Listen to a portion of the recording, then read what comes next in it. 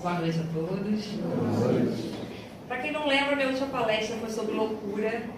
Todo mundo saiu com aquela sensação de que se não é louco vai ficar.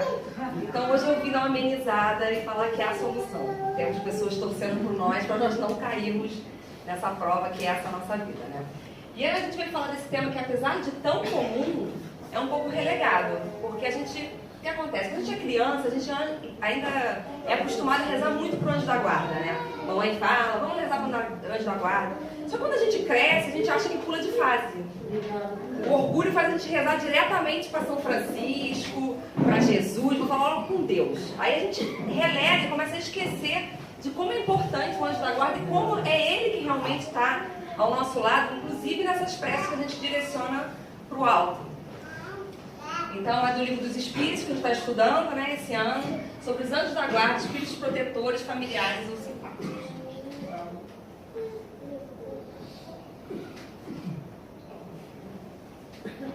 Definição da origem. A origem dos anjos da guarda, gente, é tão verdade que existe anjo, que a origem é indefinida. É de antes da Bíblia, é de todas as mitologias, é do paganismo, é de várias religiões que relatam esses seres que nos acompanham. Só que a palavra anjo, ela vem derivada do latim angelus e do grego angelus. Mas isso é a palavra, porque essas palavras significavam mensageiro. Só que o sentido de anjo não é só mensageiro. O sentido de anjo seria aquele ser, né, imaterial, aquele ser que nos acompanha. Então isso, na verdade, era definido pelos gregos como os daimons, que é gênio, anjo, ser sobrenatural, vulgo, espírito. Então os gregos entendiam os daimons como divididos entre aqueles que tinham virtudes, agatói, e aqueles que tinham vícios, kakoi. Só que os autores canônimos pegaram daimons e botaram ele como demônio, sendo só o mal representado. Mas na verdade não, a origem é o ser imaterial. Então os anjos são constantemente vistos entregando mensagens aos mortais, anunciando a vontade de Deus, e todas as religiões quase têm essa crença em anjos. Algo que dura tantos mil anos só pode ser o que é verdade, né? Então, eles já estavam presentes, segundo a Bíblia, durante a criação dos céus estrelados, o que está evidenciado nas palavras de Deus a Jó. Quando as estrelas foram criadas, todos os meus anjos entoaram cânticos de glorificação para mim. Eles são enviados para nos proteger. Os anjos, nenhum mal te sucederá, nem praga alguma chegará à tua tenda, porque os anjos dará ordem a teu respeito para te guardarem em todos os teus caminhos. Algo importante vai ser para a palestra, vocês prestarem atenção, é que na Bíblia eles falam sempre o anjo como algo genérico. Não se nomeia o anjo, entendeu? Não se põe um nome no anjo, a não ser o anjo da Anunciação, o anjo Gabriel. Que na verdade também há uma dúvida, porque quem relata o anjo Gabriel é Lucas. E na boa, Lucas não estava lá, né, no babado, né? Vamos combinar que Lucas não estava no babado. E Mateus, que acompanhou, ele relata que foi anunciada a vinda do Messias, só que ele não põe o nome Gabriel. Mas os anjos, quando eles são relatados, eles não têm nome. Então eles são enviados para Deus também para nos guiar, como foi dito a Moisés: vou enviar um anjo diante de ti para te proteger no caminho e te conduzir ao lugar que te preparei. Então o anjo no Novo Testamento, porque se Jesus viesse falasse assim pra gente, em verdade eu vos digo, anjo não existe, acabou anjo, né? Então tinha que ter passagem de anjo também em Jesus. Jesus tinha que falar dos anjos também. E ele fala, eles não aparecem não só anunciando a vinda, né, de Jesus, como também para falar para José sair, para fugir de Herodes, né, sair para o censo, ele foi para o censo, mas avisar que ele tinha que retirar. Como Jesus fala, vede, não desprezais a nenhum desses pequeninos, pois eu vos digo que os seus anjos nos céus sempre veem a face de meu Pai que está nos céus. Outra passagem é, porque o Filho do Homem há de ter a glória de seu Pai com seus anjos, e então retribuirá a cada um segundo as suas obras. Então, os anjos da Bíblia, esse resumo é bem legal, mostra todas as funções deles. Louvar a Deus, adorar a Deus, se regozijar nos feitos que Deus faz em nossas vidas, servir a Deus, né, através de suas ordens, seguindo as suas leis, se apresentar perante Deus, instrumento de julgamento de Deus, trazer resposta às orações, que é o que a gente mais tem que prestar atenção. Quando a gente quiser conversar com o nosso anjo da guarda, eu vou falar como é que é essa resposta. ajuda a ganhar pessoas para Cristo, né, para serem cristãs, observa a ordem cristã, óbvio e sofrimento, encoraja em tempo de perigo, cuida dos justos no momento da morte. Então os anjos, a gente vê bem aqui, que são seres que têm virtudes, né? Essa concepção do anjo que caiu do céu, a gente vai conversar um pouco sobre ela. Na verdade, o entendimento do surgimento dos anjos é que é o maior problema. Porque o que acontece? Na nossa humanidade, a figura do anjo é o seguinte: Deus estava inspirado, né? Vou criar o anjo, ele é perfeito. Aí ele acordou de mau humor e falou: vou criar um homem. Ele decidiu criar alguém totalmente perfeito e criar a gente cheio de defeito, porque ele quis. Então é algo ilógico a gente achar que Deus, não, então Deus ama os anjos, né, gente? Ele não gosta da gente, vamos combinar. Não é um chegado na gente, porque, não, vocês vão ficar aí, né, cheio de defeito, vício, e o anjo não, o anjo é especial, criei todo mundo, essa galera aqui vai ficar do meu lado, ó, no coração. Não é justo isso. Então, essa é a maior diferença que tem do entendimento de anjo para as outras religiões e para a humanidade e o entendimento que a doutrina espírita tem. Então, eles são criados por Deus especiais para servi-lo, com inteligência e virtudes sublimes. Só que a gente pergunta, né, falando do anjo caído, demônio, né? Se ele é perfeito, como é que ele caiu? Naquela hora Deus escorregou. Não, esse aqui saiu ruim também? Complicado. E se ele... Então quer dizer que Deus criou o mal?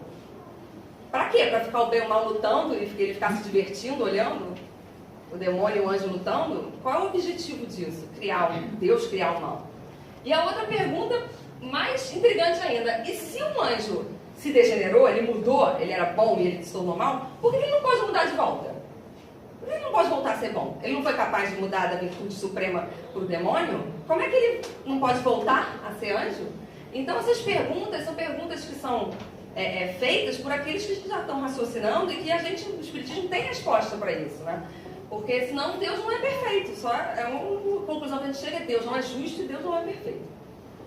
Então, a função do anjo em si, o entendimento é parecido com a doutrina espírita. Ele intervém na vida humana, dos profetas, para transmitir a vontade de Deus, anunciar os acontecimentos, e também são sempre órgãos da justiça e misericórdia divina.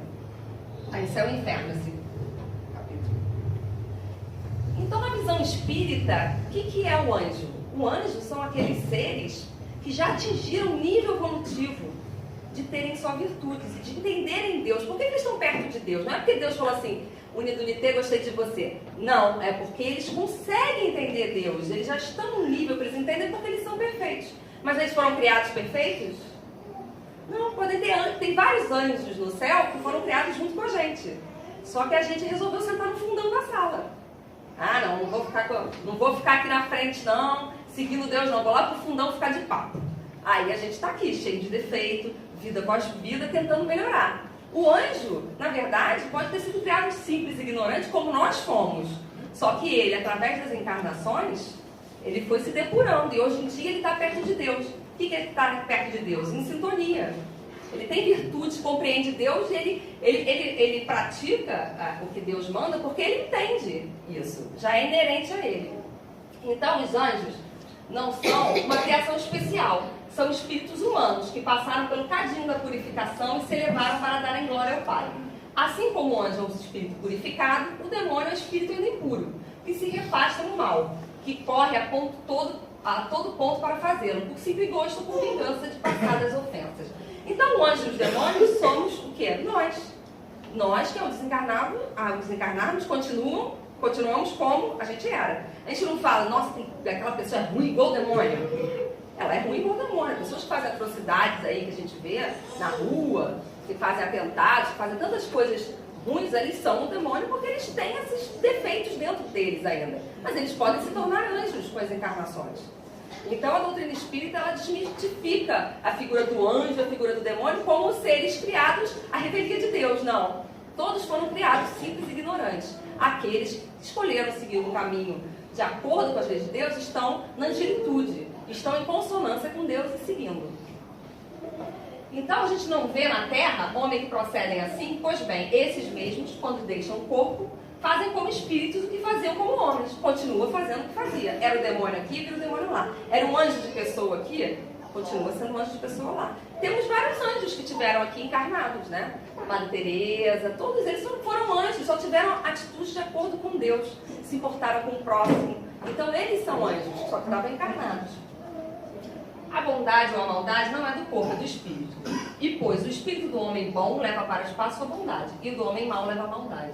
Um e outro se dão, pois, muito naturalmente como espírito, as práticas que tiveram com o homem.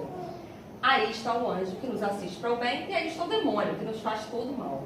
Os espíritos apresentam-se a nossos olhos com a forma material que tiverem vida. Os anjos são, pois, as almas dos homens chegados ao grau de perfeição que a criatura comporta, fruindo em sua plenitude a prometida felicidade. Esse trecho está na Loucura sobre o Novo Prisma de Miserra, e ele traduz bem o que é anjo e o que é demônio, na concepção espírita, e que é muito mais confortante.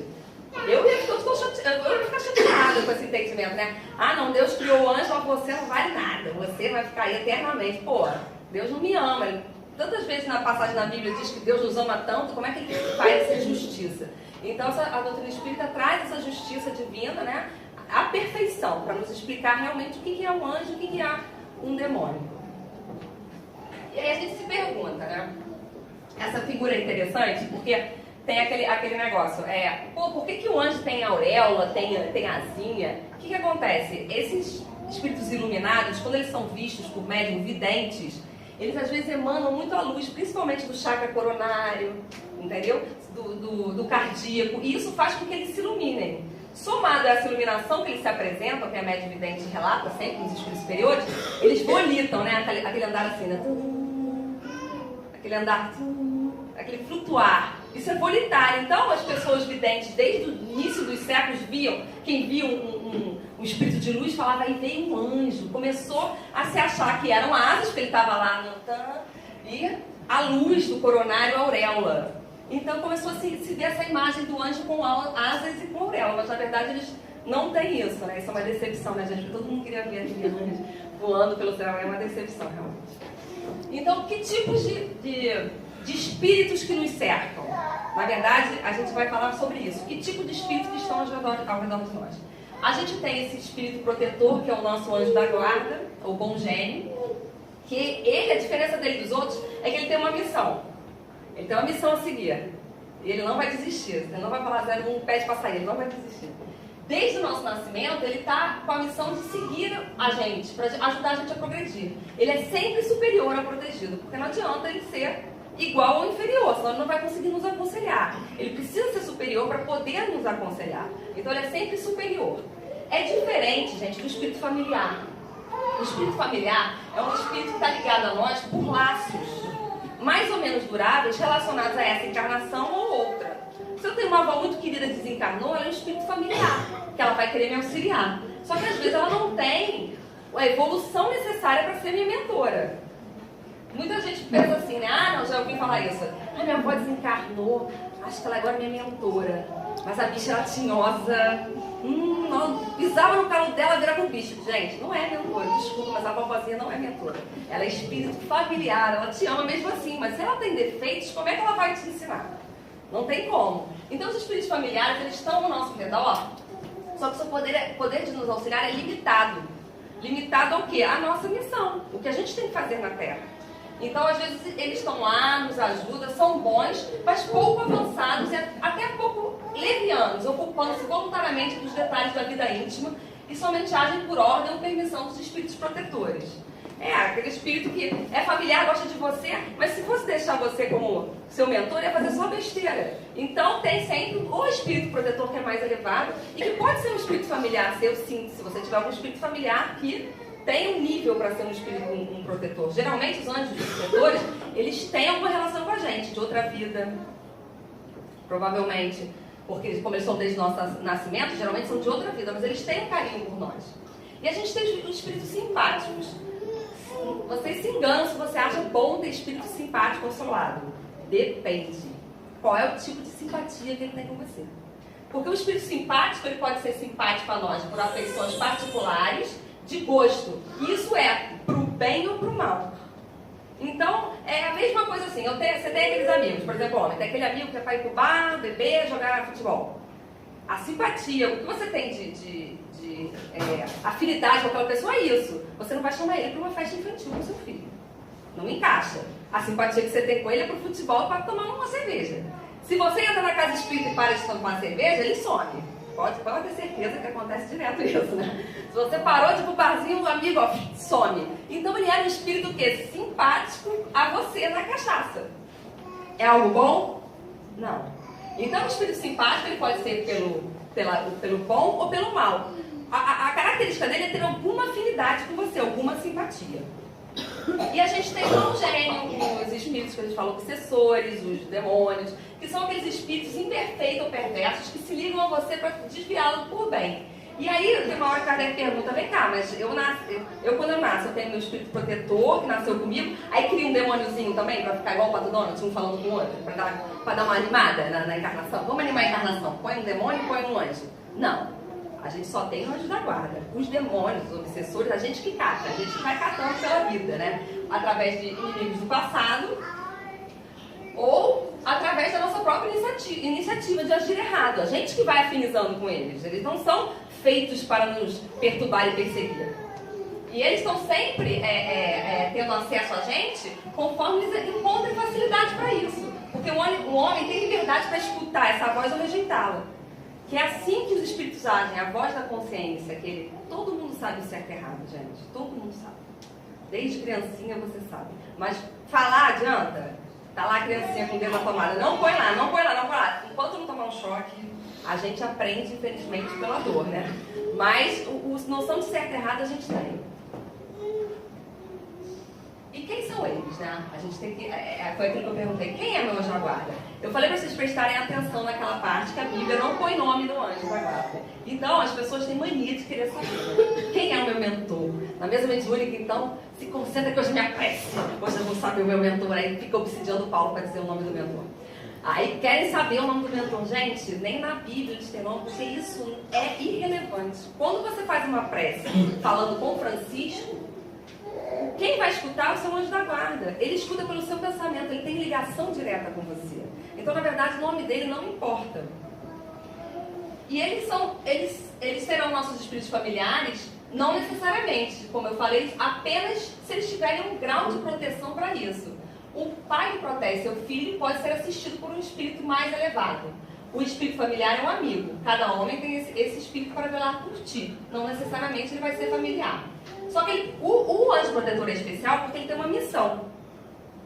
E essa missão é muito importante. A gente acha que não é, mas é muito importante. Quem lê André Luiz relata todas as vezes que a gente se desdobra para resolver alguma questão, para ser levado para encontrar algum outro espírito, para resolver no sono, é sempre o mentor que está envolvido.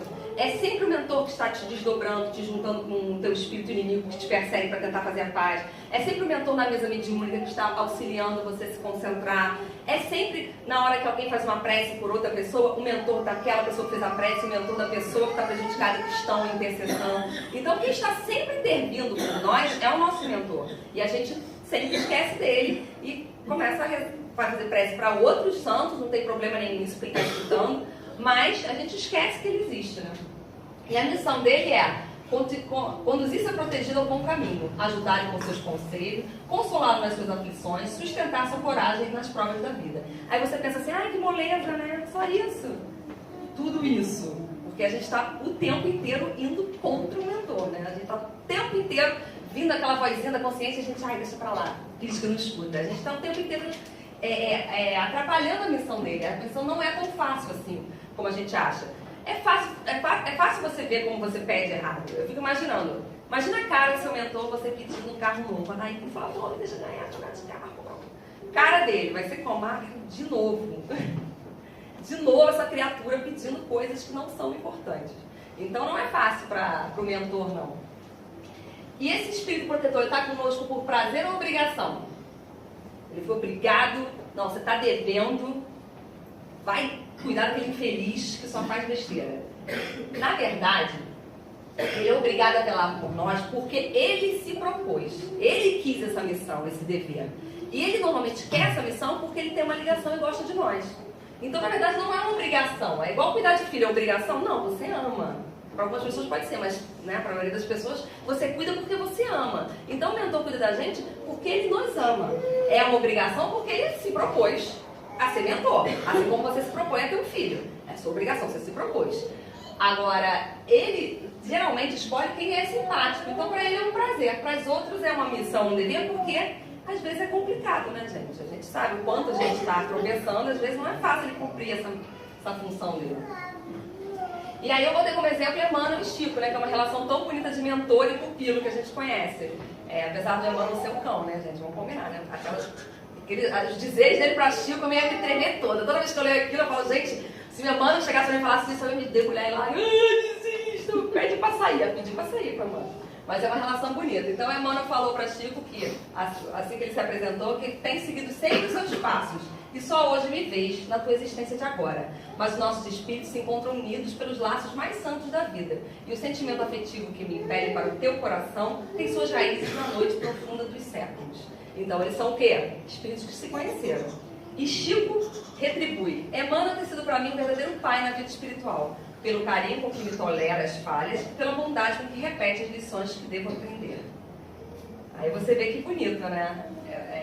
O Chico, vendo o carinho nessa atitude que eu estou falando que eu tenho medo, pavor, ele vendo o carinho de um pai, porque é isso que o mentor é nosso. Um pai, da mesma forma que o pai faz, acordar cedo, escova o dente, penteia o cabelo, faz dever de casa, não sei o quê, é o papel do mentor. Dá o seu melhor para você seguir um caminho do bem. E eles estão sempre conosco? Assim, não o tempo todo, né, gente? Porque não acha que você está se arrumando no espelho. E aí, mentor, tá boa minha roupa? Tá legal? Não é assim, eles são espíritos superiores. Eles têm mais coisas para fazer, né? Eles vão estar na hora necessária, não a todo momento. Porque eles são ligados por nós pelo pensamento. E o pensamento, ele tem a velocidade na hora, né? Então, se você precisar fazer uma prece na hora, ele vai se fazer presente. O pensamento, ele passa pelo fluido cósmico do universal e ele vai atingir aquele mentor porque ele é ligado mentalmente a nós. Então, eles não estão o tempo inteiro. Tem circunstâncias em que a presença dele não é necessária. E aí ele não vai estar. Nessas coisas do dia a dia. Você foi pro bar e funk. Falando, né? Segundo a Isa falou para a evangelização, som das trevas. Pá, pá, pá. Gente, o mentor não está lá. Desculpa informar, não gosto de Anitta, ele não está lá. Ele vai estar o quê? Vai estar trabalhando, vai estar fazendo outras coisas, vai estar vivendo em função de Deus, cumprindo as leis de Deus. Agora, passei uma dificuldade, fiz uma prece, ele na hora é ligado e se faz presente ao nosso lado. Espíritos elevados influenciam nossas almas estando a milhões de quilômetros, pois para eles o espaço não é nada. Eles ligam-se pelo pensamento. Cada anjo da guarda tem seu protegido por quem vela como um pai por seu filho. Fica feliz quando vê um bom caminho e triste quando os conselhos são desprezados. E é essa interação de cada homem com seu espírito protetor, seu espírito familiar, que faz de todos nós médiuns. Se ele está interagindo com a gente, intuindo a gente, nós somos médicos, a gente está falando do desencarnado, não está? Está falando. Então, Kardec diz, e os espíritos confirmaram, Santo Agostinho e São Luís confirmaram o livro dos espíritos, que é essa interação com o nosso mentor que faz de todos nós médiuns. Agora, o espírito protetor pode abandonar a gente? Pedir para sair? Na verdade, ele não pede para sair, mas ele se afasta. Quando ele vê que os seus conselhos são inúteis e a vontade de aceitar a influência dos espíritos inferiores é mais forte no seu protegido, ele vai se afastar. Porque por questão de afinidade. Ele não vai mais conseguir acessar a nossa mente, deixar aquela intuição boa, aquele bom conselho, porque a gente vai estar ligado com os espíritos obsessores, né? Os espíritos que têm sentimentos ruins. Então não escuta mais. É igual a gente fala, na Cracolândia, gente. Alguém que esteja na Cracolândia vai conseguir falar com o mentor? Não. Então nessa hora ele se afasta, mas ele continua ligado e tentando interceder através de terceiros para nós sairmos daquela situação. Ele nunca vai abandonar completamente. E sempre se faz ouvir. O homem que fecha os ouvidos. Logo que ele é chamado no arrependimento, ele se faz presente. A gente vê isso muito na mesa mediúnica, né? Que o espírito ali no erro, tá, né? Equivocado, se comprazendo no mal, e às vezes a vibração um pouco melhor da prece, da mesa mediúnica, das pessoas, do doutrinador, com o argumento certo, fala de um familiar que ele desmonta.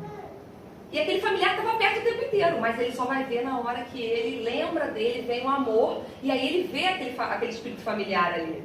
Então a gente vê isso muito na mesa mediúnica, que é a presença do espírito familiar alterando completamente aquele espírito que estava equivocado. E o que eles pensam de nós? Gente, meu mentor tem essa cara, eu tenho certeza que tem essa cara de Senhor. De novo não, essa cara de ai meu Deus. Então, os bons espíritos, eles fazem o bem tanto quanto é possível e ficam felizes com as nossas alegrias. Quando a gente está alegre, ele fica feliz. Mas ele fica feliz se essa alegria é por um bom motivo. Porque se você fica alegre porque deu um golpe em alguém, fez alguma coisa errada, eles não vão estar felizes porque você está feliz. Entendeu? Ele vai estar feliz se você estiver feliz com relação às suas atitudes serem boas, estarem de acordo com Deus. Ele aflige dos nossos males quando não suportais com resignação, porque nenhum resultado benéfico trazem para vós. Sois então como doente que rejeita o remédio amargo que deve curá-lo.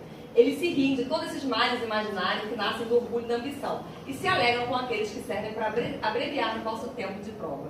Então eles acham graça das nossas pequenas atribulações do dia, que ficou chateado porque não sei quem me fofoca. Eu prometo que eu vou emagrecer para caber naquela calça. Ele fica rindo, né? Porque em vez de prometer que vai melhorar, ser mais paciente, não, a criatura promete todo dia entrar na dieta. E nem isso cumpre. Aí, essas aflições nossas pequenas, eles ficam com pena de nós, né? Eles só se importam mesmo quando a gente consegue ter uma dor e sofrer com resignação. Porque é difícil, gente. A gente está falando aqui, a gente sempre fala de resignação, mas na hora do vamos ver, que vem a dor, que vem não sei o quê, vocês podem analisar a quantidade de sentimento que vem antes da resignação. Revolta, o porquê, tô sofrendo, o chorar. Aí depois, lá no finalzinho, talvez de muito tempo, talvez alguém falava com você, talvez você se aconselhava, atendimento fraterno, você vai falar, já que é pra ser, vamos aumentar. Então, a resignação é um negócio que a gente fala muito, mas na verdade no nosso dia a dia a gente põe, lá pra trás. Então, eles sabem que a nossa vida corporal é transitória, que as angústias são meios de chegar a um estado melhor. Eles se afligem mais pelas nossas causas morais que nos distanciam deles do que pelas físicas, que são apenas passageiras. Então a pessoa fica paraplégica, acabou o mundo dela, né? É uma coisa física. O mentor vai saber que aquilo estava na reencarnação dela. Então o mentor vai querer mais que ela faça uma superação, que ela se aceite, vire um atleta olímpico, paralímpico, e que ela aceite isso, mude a vida dela, passe a dar valor na vida. Isso ele vai vibrar. Ele não vai ficar falando, era melhor não ter ficado paraplégica tão nova, tadinho, olha só que sofrimento. Um horror. Não vai falar isso. Não, ele vai ficar feliz se ela se resignar. Agora, se ela ficar revoltada, se você ficar revoltada, aí sim ele vai sofrer por nós, porque não estamos passando pela prova como deveríamos. Eles compadecem do nosso sofrimento como nos compadecemos com de um amigo, mas vendo as coisas como vêm, de um ponto de vista mais justo, as apreciam de outro. E enquanto os bons estimulam a coragem e o interesse do nosso futuro, os maus incitam o desespero com o propósito de nos comprometer. Os espíritos maus, que são inimigos nossos do passado, eles vão querer sempre comprometer a gente. Então eles vão querer acirrar isso. É o que eu falo. A gente pensa assim, gente, será que quando eu desencarnar você é mentor? A cara da criança. Gente, é só ver como você aconselha na vida encarnada. A pessoa vem te aconselhar, tua amiga, te adora. Aí vem contar, meu marido me traiu, eu não sei o que eu faço, foi com a vizinha. Vai lá! Tava com tudo, desgraçado, até que eu vá lá, dou na cara dela. Duvido que você chegue e fale assim, resigna, amiga, porque ele é um espírito devedor, ele é um espírito que precisa passar por isso e você tem que aceitá-lo com seus defeitos. Não. Então, se a gente não aconselha assim, ninguém vai ser mentor. Ninguém vai ser. Porque para ser mentor, você tem que ter esse grau evolutivo diferenciado. E o principal, todo mundo quer saber como eles falam conosco. Aí eu botei essa tirinha assim que é bem interessante, que tá o cara aqui falando, eu oro tanto, mas parece que ninguém me ouve. Aí um monte de espírito familiar, protetor, com a galera, estamos cuidando da saúde, monitorando a família dele também. Se ele fosse mais confiante, perceberia a nossa vida. Eles são sutis. É através do pressentimento. É aquele dormir chateado e acordar com outra sensação. É aquela vozinha da consciência que eu falei, sempre tem, né? Aquela vozinha que fala, não devia fazer, não devia ter feito isso. Então, o pressentimento é aquele conselho íntimo e oculto de um espírito que nos quer bem. Está também na intuição da escolha que se fez. É a voz do instinto. Porque a gente, antes de encarnar, a gente sabe nossas provas. Né? Então, quando ela se aproxima, quando ela se faz presente na vida, vem sempre aquele instinto, primeira ação, aquela primeira vontade de ter uma ação, de fazer. Só que a gente geralmente cala isso. Então, como a gente tem um conhecimento do gênero de prova que a gente tem que passar, a gente conserva essa impressão no íntimo, que é a voz do instinto, que se revela quando o momento se aproxima através do pressentimento. Então, não adianta ficar esperando, estou escutando o mentor aí, não adianta, é o pressentimento, é aquela sensação boa que a gente tem às vezes quando a gente está passando por um problema e se acalma por uma prece. Porque a outra maneira deles falarem, fora o pressentimento, é a prece.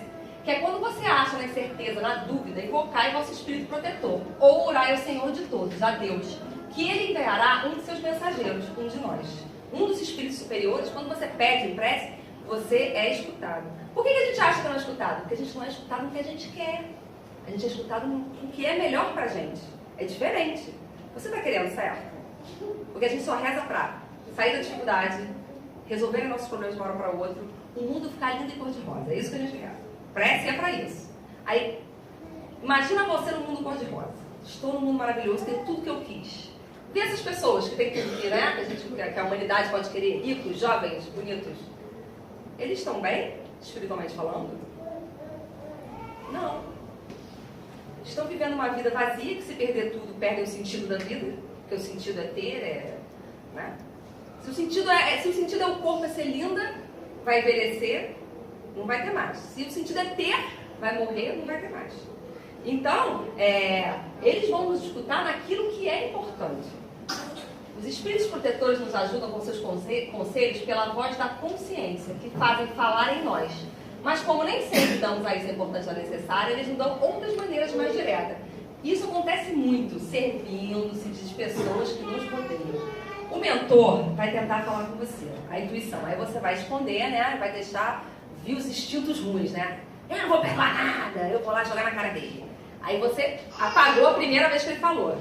Aí ele vai tentar através das pessoas ao seu redor. Da mesma forma que os obsessores tentam nos atingir com os que estão ao nosso redor, o mentor vai pegar uma pessoa equilibrada, uma pessoa que discute, que você escute, que seja boa de dar conselho. Uma pessoa que esteja mais equilibrada vai tentar falar com você. É aquela pessoa que chega pra você, não faz isso.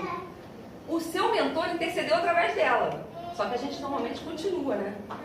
Continua querendo fazer errado. Então eles tentam de várias maneiras. Cada um deve examinar diversas circunstâncias felizes ou infelizes da sua vida. E verá que em muitas ocasiões recebeu conselhos que nem sempre aceitou. E que teriam poupado muito desgosto se houvesse escutado. Todo mundo que tem um relato na vida que fez alguma besteira, vai lembrar, puxa, aquela pessoa me falou, né? Aí se a pessoa não é evoluída, ela vai virar pra você e falar, eu te disse, eu te falei pra você. Aí é a pessoa, gente, não é o mentor. O mentor foi só na hora do conselho. Na hora do conselho, o mentor tava lá sobrando na cara dela. Depois quando ela joga na tua cara, é só a pessoa sozinha mesmo, é sem mentor. O mentor vai interceder nessa hora de dar um conselho bom. Vou jogar na cara, não. E aí a gente pergunta, como eles falam conosco? E por que eles não berram? Gente, já que tem trombeta, por que não berra no nosso ouvido? Imagina que maravilha, o mentor com a vuvuzela, gente. Fez errado, ele pá! Aí você para na hora. Por que eles não fazem isso? Por que eles não usam a trombeta no nosso ouvido para a gente escutar eles? Porque se eles fizessem isso, a gente estaria sendo marionete. Cadê o nosso livre-arbítrio? Cadê o meu aprendizado se eu só faço o que os outros mandam? Sou eu? Não. Eu estou sendo ele. Eu estou tendo uma vida que ele tem. Eu não estou sendo essa pessoa, não estou tendo essa evolução dentro de mim. Então a gente não pode ser marionete na vida. Deus quer que a gente aprenda com os nossos erros e nossos acertos. Contanto que a gente aqui na vida faz isso. Quantas vezes a mãe fala, não faz isso, não faz isso, não faz isso, aí você vai lá e faz. Aí você, tá, agora eu não faço mais. Você vai até o final para você adquirir esse aprendizado. Então, por que a ação dos espíritos sobre nossa existência é oculta? E por que quando nos protegem não fazem de maneira ostensiva? Todo mundo tem aquele sonho, né? De, tipo, estou numa dificuldade, aí vem um anjo protetor, para o carro no meio, salva você. Não é assim que funciona. Se não é para você desencarnar atropelado, porque se for para desencarnar atropelado, vai desencarnar. Se não é para você desencarnar atropelado, aquele espírito vai tentar te influenciar para trocar o caminho, para você ficar atento, né? Eu conheço gente que já me relatou que estava num ponto de ônibus, esperando o ônibus chegar, e aí escutou. Foi que me relatou. escutou, ele sai daí. Aí ele saiu do ponto de ônibus e alguém foi assaltado. Aí ele escutou o mentor dele, entendeu? Mas ele não vai parar o ladrão, regenerar o ladrão, parar ele tipo Matrix, o pessoal espera isso. Não, ele vai tentar sempre usar de todos ao redor de maneira mais suave possível para te proteger. Essas pessoas que vão pegar o avião que caiu e morreu todo mundo, e aí perdem o avião, estão no trânsito, não era para morrer disso. O mentor, né, faz mudar a viagem, ele age assim. Se contasses com seu apoio, não agirias por vós mesmos, e vosso espírito não progrediria. Para progredir é preciso experiência, e muitas vezes é preciso adquiri-la a própria custo. É preciso que exerça suas forças. Sem isso, seria uma criança que não se deixa caminhar sozinha. Você tem que exercer o livre-arbítrio para você aprender. Senão, cadê a persistência? Cadê a disciplina, né? Que Emmanuel tanto falou para Chico, se você é levado pelo mentor. A ação dos espíritos que vos querem bem é sempre regida de maneira a não impedir o vosso livre-arbítrio, visto que, se não tivesses responsabilidade, não avançareis no caminho que deve conduzir a Deus. O homem, não vendo quem o ampara, confia nas suas forças. Seu guia, entretanto, vela sobre ele, de tempos em tempos, o adverte do perigo. Você tem que andar com suas próprias pernas, porque senão Deus não dava livre-arbítrio, gente. Senão Deus criava cada um de um jeito. Ah, você é assim, você é assim, você é assim. Se ele dá nosso livre-arbítrio, quem é o mentor para tirar? Não, temos que exercer o nosso livre-arbítrio. Qualquer que seja a inferioridade e perversidade dos espíritos, Deus jamais os abandona. Todos têm seu anjo da guarda que vela por eles. Ninguém está sozinho. Uma corrida. E aí, né, a gente tem os anjos versus os demônios. Porque aí você pergunta assim, se o meu só tem um anjo da guarda, tá lá, meu mentor, por que os espíritos equivocados me influenciam? Por que não brigam um com o outro, faz uma luta daquela bíblica, né? Anjos versus demônios, e o anjo sempre vence? Gente, o mal sempre vence. O demônio, os espíritos maus só nos influenciam porque a gente permite, a gente escolhe esse caminho. Porque o bem vai sempre vencer o mal no final. Então eles procuram desviá-lo do bom caminho, quando encontram a ocasião. Mas quando um deles se liga ao indivíduo, faz por si mesmo, porque espera ser escutado, por motivos que relacionam-se a ele ou a ambos. Os espíritos maus se unem para neutralizar a ação dos bons. Se o protegido quiser, receberá toda a força de um bom espírito. O bom espírito encontra em algum lugar uma boa vontade para ajudar. Aproveita-se disso enquanto espera retornar para junto do protegido. Então, o espírito mau, ele está nos influenciando porque a gente sempre estamos permitindo. Porque senão a gente ia ficar numa redoma. Na hora que vem um espírito mau, chega o mentor e fala, sai todo mundo, vou protegê-lo. Não é assim. É a nossa escolha se conectar a eles. Então, quando o espírito protetor deixa seu protegido se desviar do caminho, é por sua incapacidade de lutar contra os maus, os espíritos maus? Não. É porque ele não pode impedir, mas porque não quer. Ele pode impedir. O mentor, ele pode, com a sua presença, muitos espíritos superiores, os espíritos maus, só na presença deles, eles já pedem para sair, né? Eles já arregam, porque é tanta luz que eles veem essa diferença, eles sentem na hora essa superioridade. Então, na verdade, ele não quer. Ele quer que você escolha o caminho. O seu protegido tem que sair das provas mais perfeito e instruído. Então, ele assiste com conselhos, por bons pensamentos que sugerem. Mas, infelizmente, não são escutados. Somente a fraqueza, a negligência e o orgulho do homem é que dá força aos maus espíritos. O poder que tem sobre nós resulta de não nos fazer resistência. Gente, é igual um encarnado. Você sempre tem um amigo que faz besteira e um amigo certinho. Quando você escuta o que faz besteira, quem decide escutar é quem? Você. Você vai com um cara que só faz besteira, vai para um lugar perigoso, vai fazer besteira. Se você quiser, você escuta um amigo nerd, vai estudar e fazer coisa boa. É igual com o mentor e com o espírito mau. A escolha é sua.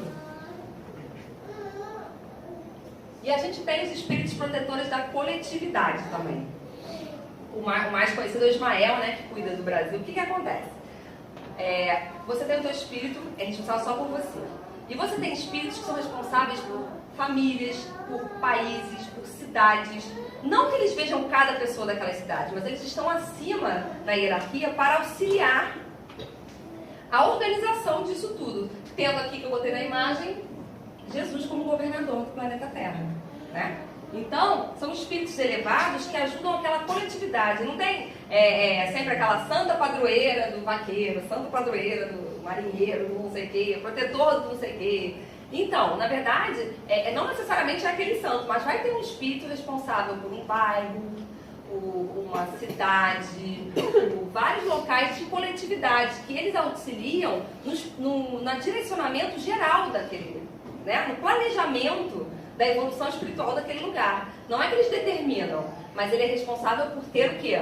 Fazer tudo para se conseguir aquele objetivo, né? Que é que aquela coletividade faça boas escolhas. Porque o que acontece? Esses espíritos protetores da massa, eles são de natureza elevada do que aqueles que se ligam aos indivíduos. Porém, isso é muito relativo ao adiantamento das massas e dos indivíduos.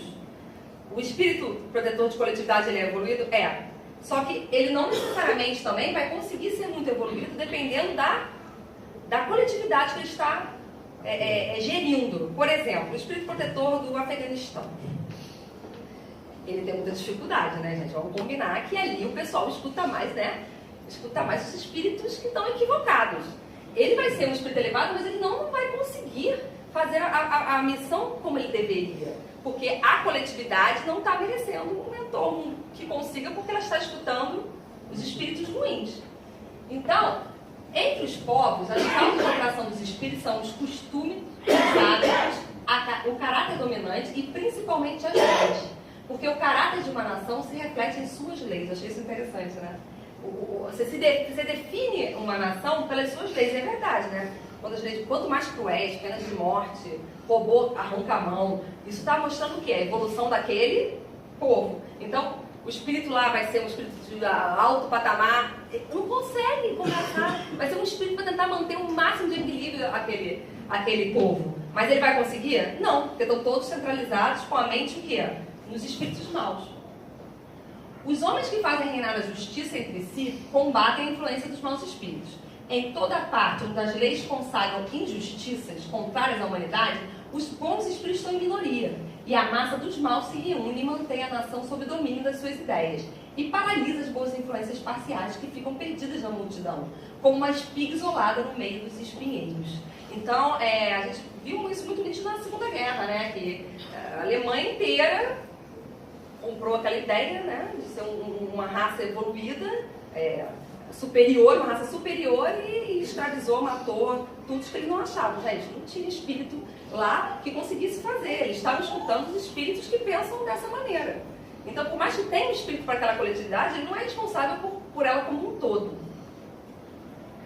Então, quando você estuda os costumes do povo, de qualquer reunião de homens, é fácil você fazer uma ideia da população oculta que se infiltra nos seus pensamentos e em suas ações.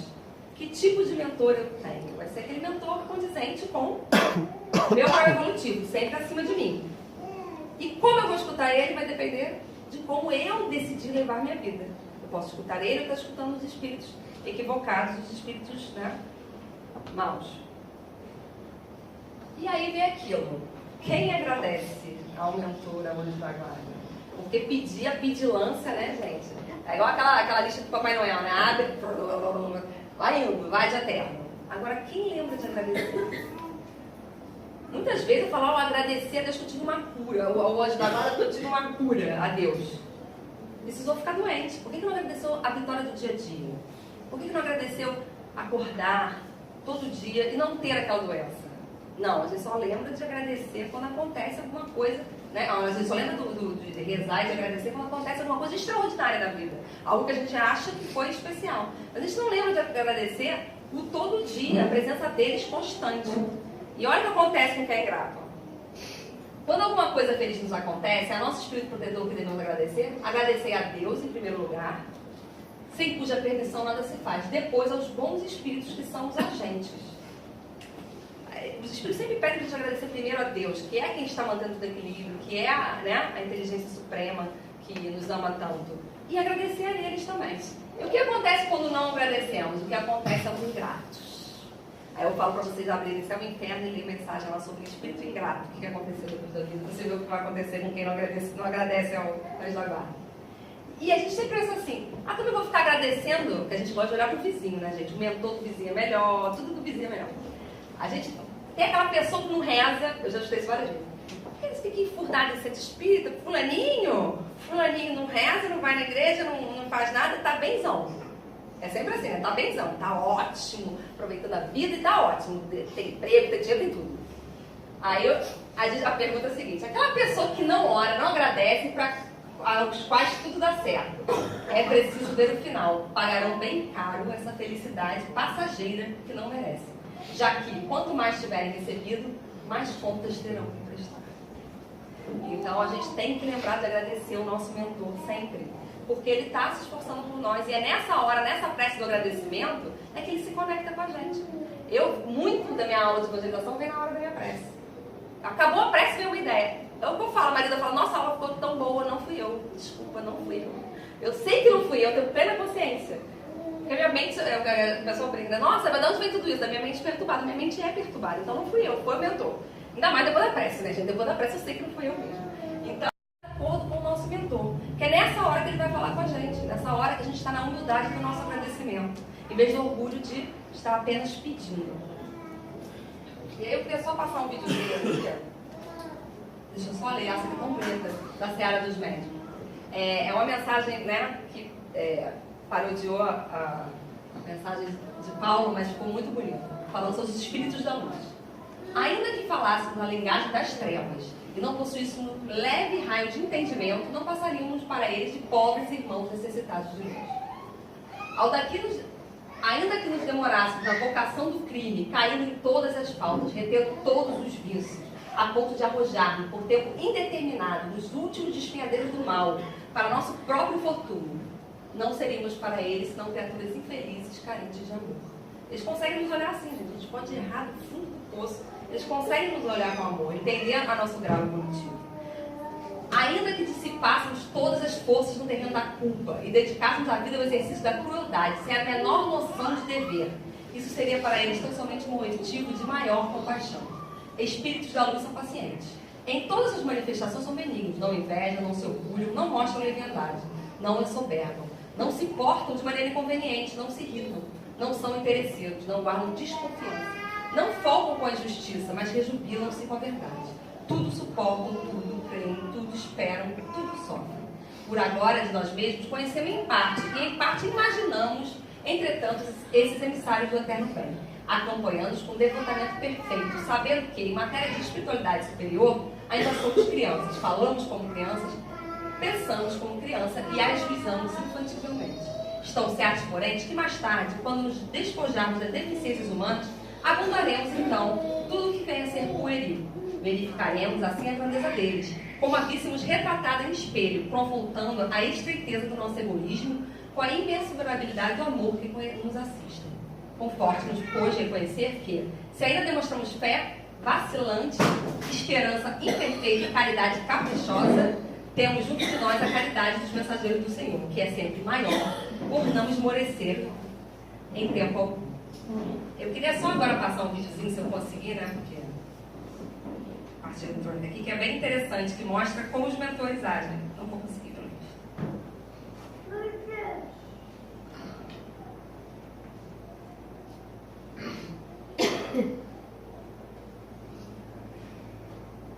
É um vídeo interessante que mostra